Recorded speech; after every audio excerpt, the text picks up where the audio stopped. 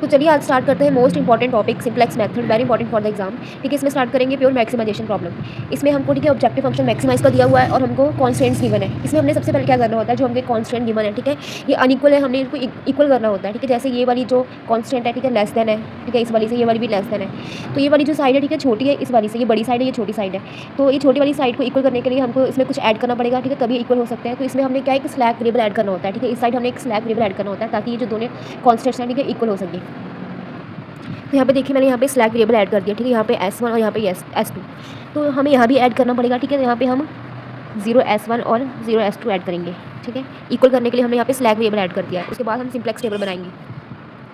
तो ये हमारा सिंप्लेक्स टेबल है। ठीक है, जो हमने स्लैक वेरिएबल ऐड किया था, ठीक है, हम उसको बेसिक वेरिएबल भी कहते हैं। तो S1 S2 हो गया। ठीक है, ये सॉल्यूशन वेरिएबल ये वाली वैल्यू हो गई। ठीक है, और ये X1 X2 वेरिएबल हो गए और ये इनके ऊपर वैल्यूज़ लिखी हुई है 6 8। ठीक है, 0 और 0। यहाँ पे हमें मिनिमम रेशियो फाइंड करनी होती है। ये हमारी CJ हो गई। ठीक है, ये भी S1 और S2 की वैल्यूज़ ही है।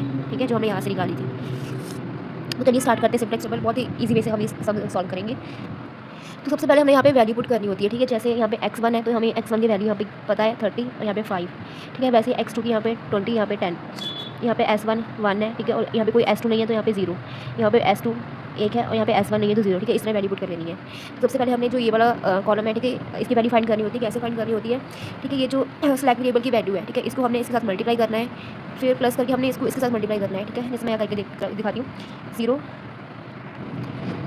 × 300 प्लस 0 इंटू ये। ठीक है, तो यहाँ पे 0 से 0 मल्टीप्लाई किया तो 0 आ जाएगा। ठीक है, तो यहाँ पे हमारी वैल्यू 0 आ गई। सेम हमने, ठीक है, यहाँ पे इस वाली वैल्यू को फाइंड करना है। इसको हमने इससे मल्टीप्लाई करना है, देन इसको इससे करना है। ठीक है, 0 × 30 प्लस 0 × 5।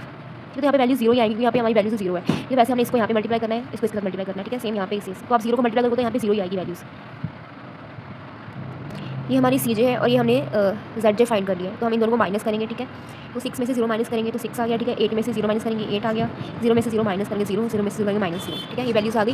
अब हमने इसमें से देखना है कि सबसे बड़ी वैल्यू कौन सी है। ये तो 8 सबसे बड़ी वैल्यू है। ठीक है, तो ये हमको क्या शो कर रहा है, ये हमको कॉलम शो कर रहा है। ठीक है, ये वाला। ठीक है, उसके बाद हमें क्या करना होता है, ये हमको कॉलम शो कर रहा है, उसके बाद हमें मिनिमम रेशियो फाइंड करनी होती है। कैसे फाइंड करनी होती है?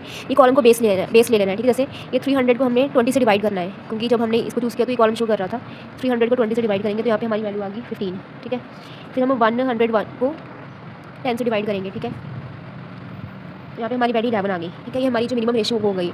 तो इसमें से हमने छोटी वाली वैल्यू चूज़ करी, तो हमारी छोटी वैल्यू यहाँ पे 11 आ रही है, तो हम 11 चूज़ करें। 11 हमको ये वाली रो शो कर रहा है।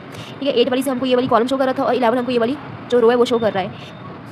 मैंने समझाने के डायग्राम ड्रॉ कर दिया है। ठीक है, तो यहाँ पे आप देख सकते हो, जैसे हमने कॉलम और रो को सिलेक्ट किया तो हमारी जो ये वैल्यू आ गई। ठीक है, कॉमन आई है। तो हमने रो और कॉलम में से वैल्यू सिलेक्ट करी तो हमारी जो 10 वैल्यू कॉमन आई है। अब हमारा ये जो कॉलम है, ठीक है, जो X2 वाला हमारा कॉलम एक की कॉलम हो गया है। ठीक है, अब हमारा ये सिंप्लेक्स टेबल पहला कंप्लीट हो चुका है। अब हम सेकंड सिंप्लेक्स टेबल बनाएंगे। उसमें